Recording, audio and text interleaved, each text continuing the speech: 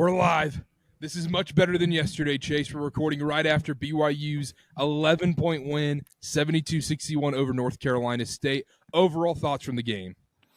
My first initial thoughts, I don't want to take credit for BYU's win, but I'm pretty sure Kevin Young listened to the episode last night because everything we talked about was addressed. Everything that we wanted to see, we saw. And I texted you. The first thing I texted you in this game was, this looks more like BYU. This is who we were expecting. So great game, great win. We talked about how they needed it. They're much better than NC State, and they showed it for tonight. So great game. Yeah, and like we said last night, how Ole Miss, this NC State team is built similar, kind of the same, but NC State's just not as talented and well coached as that Ole Miss team was, and we saw that on full display tonight. And Kevin Young addressed the problems, especially early on. We talked about Dallin Hall kind of being kind of didn't show up, honestly, last night. He really didn't provide much in the game against Ole Miss. Immediately right out of the gates, it was Dallin Hall taking shots. Dallin Hall, he was making sure his presence was known early on, and that's a great sign as a head coach. That's a great sign and a veteran leader like Dallin Hall. I think that's a huge telltale sign going forward because, Chase, we talked about it last night. We're like, this is going to be a very telling game. It's always interesting to see how your team responds after a loss, how your team responds in these short, quick turnaround back-to-back games. And this is exactly what we wanted to see. If you just finished watching the game and whatnot, or you're just looking at scores, you're like, BYU won by 11. That's okay. In reality, this was a 20-point blowout the whole time. There were some garbage points at the end. And like I said, I think it was just a complete dominant performance by the Cougs, top to bottom. I mean, from start to finish, they never let go of that game, to be honest. They really didn't. And let's go ahead and talk about a few of the things that we saw. First off, the rebounding was impeccable today. Yep. Being able to out-rebound them 45-32 is an absolute masterclass on the boards. Big credit to Keita for a lot of that, and of course Fus Traore. But really, it was a whole team effort. You know you're rebounding well when your guards get in on the action. Dallin Hall with 5 rebounds. Yegor Demon with 11. When you have the whole team crashing the glass like that, it's really going to make an impact. And BYU really benefited from those rebounds, obviously being able to keep NC State from scoring from second chance opportunities as well as fast break opportunities, and then getting their fair share of offensive rebounds as well to lead the points. So huge effort down low. Like we talked about yesterday, this game was going to be won in the paint. And not only did BYU win the rebound battle, they kept NC State out of the paint, which is what we said they had to do. And they were able to force NC State to shoot the ball in the perimeter, which they are not comfortable doing, which is not their game. And it paid off. I mean, the first half, it looked like NC State was going to finish with like 20 points until they kind of went on a little bit run there towards the end. And BYU got a little sloppy defensively. But overall, the big play needs to be talked about and addressed. Keita having a huge bounce back game. Fus playing good as well. The rebounding was astounding for BYU today. Yeah, and the defensive effort was truly there today, like I said, from start to finish. And you mentioned another thing about NC State. These Kevin Keats teams like to play fast, and BYU slowed the game down, slowed the tempo down, like you mentioned they should in our previous episode as well. And they kept NC State out of the paint, even though NC State, they still shot 9 of 23, 39% from 3, but it didn't matter. I mean, BYU outscored them by 10, 28-18 in the paint. They out-rebounded them. Those are the key things that won this ball game today. And another great sign, like I said, is look, Yegor's stats are going to be very misleading throughout this entire season because you're going to look at it and go, yeah, he had 8 points, 9 rebounds, 4 assists today. Like, okay, like that's fine, I guess. But his ability to control the game and everything is what's important. But also BYU, with him not having his top tier potential like game, him and Cannon, they didn't play otherworldly today. And they still dominate. It was guys like Dallin Hall, Richie Saunders, Keita, like you mentioned. I think he's probably the MVP from this game. Yeah, I'd have to agree. The way he controlled the boards, his defensive effort, it's not like he's scoring a whole lot, but he does absolutely everything else for this team. One thing on Yegor, and we'll always lift this guy up because we think he's so good. He played a great game today. he only had to play 27 minutes, which I think is huge, right? It's probably the least amount he's played in any game, and they've played much worse teams than NC State so far.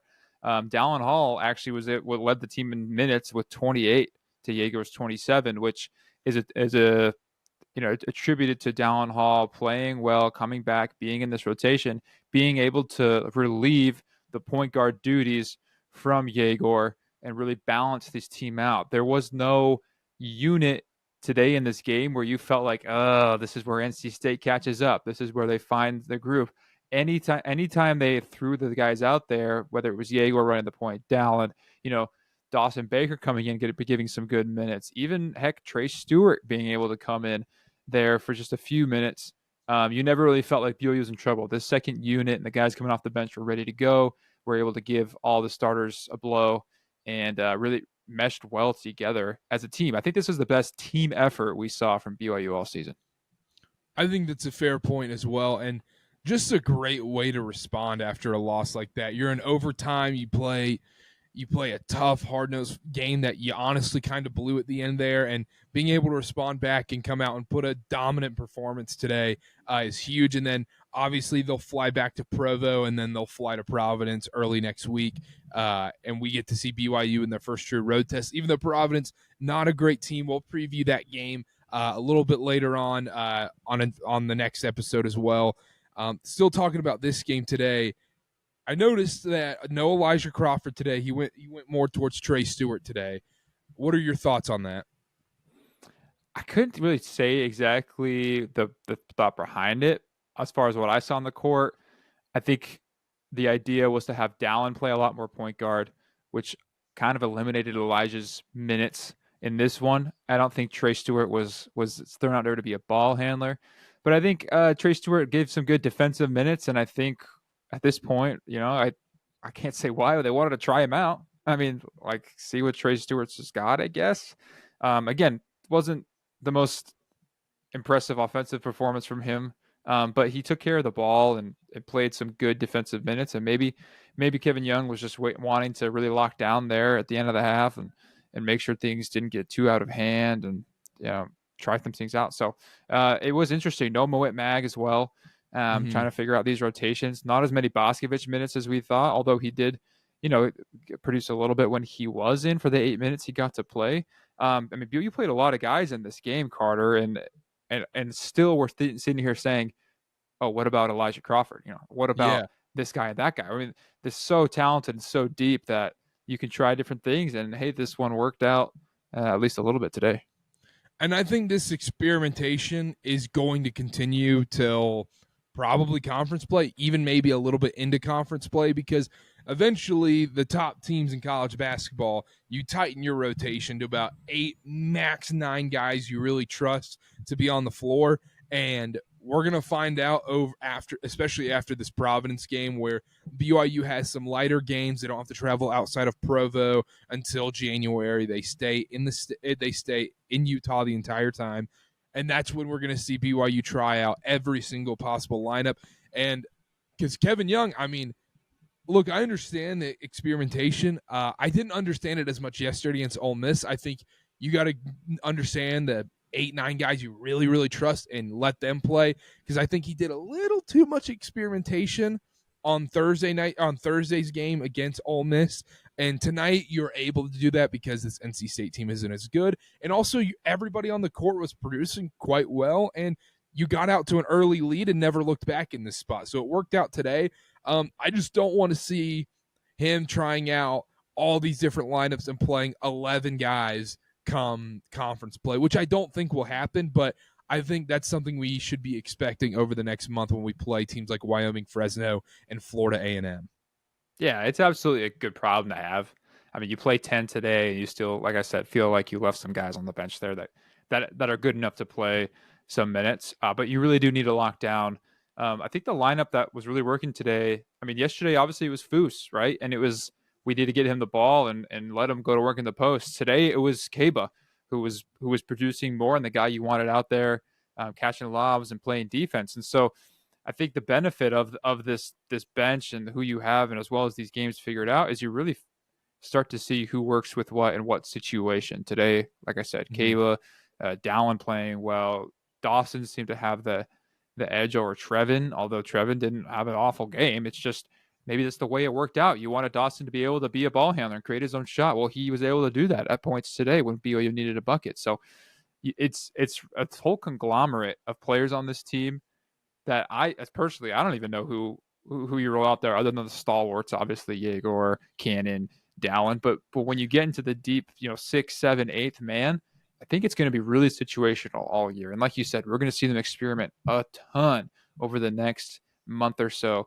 But when it comes down to the dog days of end of January, end of February, they should have that nailed down to 8. Or maybe it still stays situational. You never know. Play Kansas different than you play Baylor. It's interesting because it seems like obviously you mentioned like Yegor, Cannon, and those guys have kind of separated themselves, but like the 6, 7, 8, 9, 10 guys, like everybody on the bench, I don't think anybody separated themselves necessarily. Like one guy has a good game here, next guy not so much. He has a good game there, not so much. And maybe, like you said, it is situational going forward, but I think that's something to keep an eye on. Another thing from this game I wanted to discuss was we talked about it a little bit with Keba Keita being the MVP in this game, but I just want to mention this is what he can bring to this game. This is why he was brought into this program, was his rebounding ability and his ability to shot block. I mean, that nasty block he had in the second half of that game. Follow at Churchball Pod. We put the clip out there as well. Just unbelievable. His defensive ability to affect shots is something BYU has missed for so many years, honestly, like since basically Yoli. Yeah, you have to say. There was even moments, Karter, where I'm like, you could have lobbed it up to Keba right there. Yep, a couple 100%. Times, but I think a few players off the pick and roll just missed him. And I think if they were looking for him all day, he could have had double-digit scoring and done even more. Obviously, we still like what he did today, but yeah, I mean, having that presence is huge. And against this particular NC State team, maybe you didn't like the matchup, and I think Ole Miss maybe focused on that yesterday.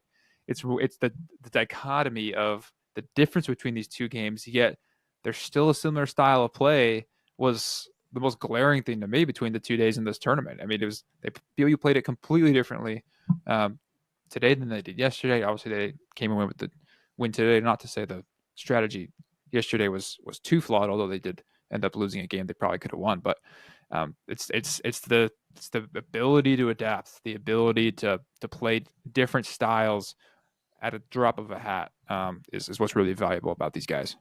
And this is just initial growing pains for truly a first-time head coach. Yes, he's had some G League experience and whatnot, but really his first time truly running a big-time show right now, which is him at BYU basketball. And we saw on Thursday, like, hey, that's going to happen with a first-time head coach. Like, you can't expect this guy to all of a sudden be the top of the chain and come in immediately. Like, it's going to take time. He's going to make mistakes. Players are going to make mistakes, and that's okay. Like, throughout the season, what's most importantly is how they respond, and that's what we saw today against NC State, like we mentioned a ton of times. But let's take a quick break, and we'll keep talking about this game. Let's talk about on the defense today for BYU against North Carolina State. Obviously, we've mentioned it multiple times on this show. The NC State, they like to speed it up. They want to, get in transition and drive into the paint. How did BYU make that change in this game to say, all right, we're not going to allow you to penetrate us like Ole Miss did last night, and we're not going to commit as many silly fouls as we did against Ole Miss last night? Because it wasn't solely just down to officiating. Yeah, absolutely. The big thing today was just staying in front of their guys. The perimeter defense was miles better than it was yesterday. And guys that have to play the perimeter, maybe oversized, like Yegor, even Dallin and Richie, those are still big guys in your normal guard. And when you had, I can't remember the cat's name on Ole Miss, he's like 5'11". It's tough to stay in front of him. Today was different.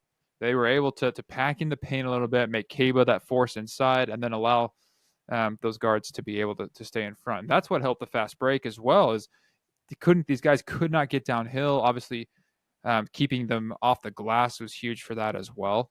But even when they went zone, I was super impressed with BYU's switching today and the help side defense and the closing out. Everything was just crisper, and they were much more on the same page defensively, which we talked about a lot yesterday was the main problem with what that defensive effort was doing against the Rebels yesterday. today was super encouraging on the defensive end. That begs the question, two things. One, when did they have Thanksgiving dinner? Was it, maybe before the Ole Miss game? Like, why are they all of a sudden crisper? They start drinking smoothies this morning? What happened there? Yeah, well, turkey slows you down, makes you tired. Did you take a nap? I'll tell you what, I woke up this morning, I'm like popping Tums like it's, your morning allergy pill or something, Oh my goodness. I felt terrible this morning. And so, credit to them. But yeah, the defense. And the other thing is, we talked about it, like you mentioned with that zone, how it just looked crisper and guys are not letting people just blow by them. Even though these NC State guards were more athletic than these BYU guards, but they were just staying in front and more disciplined on defense. And in the Ole Miss game, when they switched to that zone, I mean, that's the whole thing of a zone. You shouldn't be able to just drive into the paint. Ole Miss had no problem getting into the paint against BYU, and they fixed that against NC State, which was super encouraging to see. And I think another big thing was they limited a lot of silly fouls, and they didn't let the officiating get into their head a little bit. They adjusted to the officiating in this tournament, and I think that it was just a really encouraging sign all around today against NC State. I don't know if I have much more to add, to be honest. No, I just have to agree with you on everything. And really, this is kind of a test. NC State, ACC, they're not a bad team, and they went to the Final Four. Bubble team. Yeah, they're a bubble team. Obviously, it's a different team than last year, but super encouraging to see. One, Kevin Young can make adjustments, and in a quick. I mean, it was like 17 hours before they had to play again. I mean, quick turnaround for this team to make that adjustment, and for all these guys to really lock in, right? And the defensive effort to be there at such a high level, super encouraging. And when you have to go and play Kansas, Baylor, Iowa State, Houston, all these top 10 teams, you're going to need to be able to play some good defense and to make adjustments on the fly and do it. So I think today was encouraging for the future. It's a decent win against NC State. I guess you hope it stays quad one. It'll most likely be a quad two win by the end of the season on a neutral court. We'll see. But it's a good win. It'll be on that line. Guaranteed a quad two win, though. Absolutely guaranteed a quad two win. So good win. I'm just really encouraged by what I see for the future because I'm just impressed with how quickly and how differently they were able to look in such a short amount of time. So we've got BYU versus Providence on Tuesday night. We're not going to do a full preview right now. We'll just touch on it briefly. If you didn't know, Providence has struggled this season. We're going to watch the tape. We're going to get back with you. We're going to preview this game fully, in depth. I've only watched a little bit of Providence. I saw them play Davidson yesterday on Thanksgiving. It was not pretty. They lost by 11. I mean, they were an 11.5-point dog against Davidson in this spot. Their best player, Bryce Hopkins, will likely be back for this game. That's according to Jeff Goodman. We'll see. Who knows? He's been questionable the last 3 games so far. But coming into this spot, what is the number one thing you want to see BYU do on the road at Providence? Number one thing I want to see BYU do on the road at Providence, take care of the basketball. 14 turnovers is still too many for this BYU team. I think they had upwards of 9 or even 10 in the first half alone. Yeah, it was 9 at halftime, and they led by 11. Yeah, so they were able to clean it up a little bit in the second half. You got to take care of the basketball. And this is what winning teams do, is they limit those turnovers. And when you're up there at Providence, having traveled 2 time zones, it's going to be, I would assuming it'd be a crazy, students are going to be back in school, and it should be a good environment for BYU and a good test up there, and big game for the Friars. You got to be able to keep your composure and take care of the ball. So that's the big thing I'm looking for next Tuesday. Yeah, absolutely. And another thing is, we talked about it, and I haven't given BYU enough credit yet, but they shot the free throw. They improved their free throw shooting dramatically somehow, on a neutral court. I don't know if it's just because it's a smaller gym or whatnot, but they shot 75% or so today against NC State. They shot 81 against Ole Miss yesterday. And if they can keep that up, that's been so huge in these spots, because it's much tougher to hit these free throws on the road in these crazy environments. If it is a crazy environment, I know Providence has struggled mightily, but I don't think that continues. I think Providence is going to be ready for this game. Providence is going to be like, okay, we really screwed up during feast week. We weren't even close in these games. Now it's time. We have a chance to win against a Big 12 opponent, put a quad one win at home in front of our fans. It's going to be a great game. I'm super excited for it. I think it's going to be a great test for guys who haven't played in college basketball yet, guys played a lot of college basketball yet and haven't had their first true road test. That's what I'm curious to see, is how guys like Yegor, Cannon, and those fellas adapt to playing on the road in college, because it's very different, especially for a guy like Cannon, who's coming from overtime elite and playing a lot of AAU basketball. There's no such thing as an environment like that. It's a lot of oohs and ahs, but there's not a student section chanting horrible things at you. Like, that's just what it is. Yeah, and it's Big East basketball. I mean, it's life or death up there in Rhode Island for the Providence fans. That's kind of that's number one. That's what they've got. So I really hope it is. I hope it's a raucous environment. I hope it's packed. I hope it's a great viewing experience for everyone, for us especially, because we love hoops. We love watching this team play. So hopefully they fill it out, and BYU also gets that experience of playing in front of a big old crowd that's not at the Marriott Center. Yeah, absolutely. And last thing before we wrap up the show here today, make sure to subscribe. We'll do a Providence preview, and we'll talk about it right after we record. We'll do the whole 9 yards next week, and we'll be in person at all the games this December and everything. But before we move on, we're recording right now Friday, right after the NC State game. Tomorrow is Judgment Day. We find out what happens with BYU football. Iowa State plays Kansas State. They're a 2-point favorite. We got Arizona State versus Arizona. They're an 8.5-point favorite. I know we talked about it a little bit on our preview for the San Diego tournament when we were talking about basketball. But, Chase, what is your confidence level? What is your thought process going into Judgment Day here, last day of Big 12, last day of regular season college football? Yeah, we're really going to find out if the football gods like BYU or not, because they're going to need their help tomorrow. It's just how it is. I'm not feeling super confident, Carter. I think Arizona State and Iowa State both realize the position they're in. Like, this is it for them. It's win it in, and it would be the biggest game for both these programs in a long time. In Iowa State's history, they've never won 10 games ever. And Arizona State since I couldn't even tell you when. So, it's huge for them. If I had to put my confidence level out of 10 that BYU is going to be able to make it to Dallas to play in that Big 12 title game, I'd probably say 3, because it's not impossible. It's not even like super unlikely, because look, playing decent teams here in the Big 12, but it's still going to you're going to need some luck. And BYU, we've been lifelong BYU fans. You and I, we know that these type of things don't usually work out for the Cougars. This is how it goes. You start 9-0, you blow 2 games in a row, and you lose out on the opportunity of your lifetime.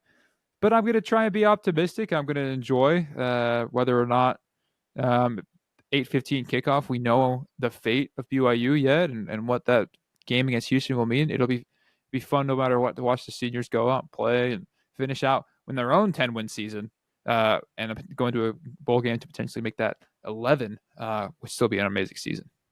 Absolutely, and you think about it before the season starts, and they were projected 4 wins from the folks in Vegas and everything, and the fact that they've gotten this far is unbelievable. And I talked about it on our preview show. Lavelle Edwards tomorrow night is either going to be the most anticipated crowd in BYU history or somewhat of the most depressing crowd in BYU history going into that game against Houston, especially since we'll most likely know the results of both games at that point. The other thing is, let's say, Iowa State and Arizona State both win. They clinch their spots in the Big 12 title game. I really hope it just becomes a celebration of this team and the seniors and everything for what they accomplished this year, because this was, like I said, this was a team with no expectations. They were projected 13th. We were at Big 12 Media Days. We voted on the Big 12 Media Poll. We are the problem, Chase. And I think I voted them 12th in the Big 12, and that was above the average, and we were still way off. This should be a celebration of everyone tomorrow.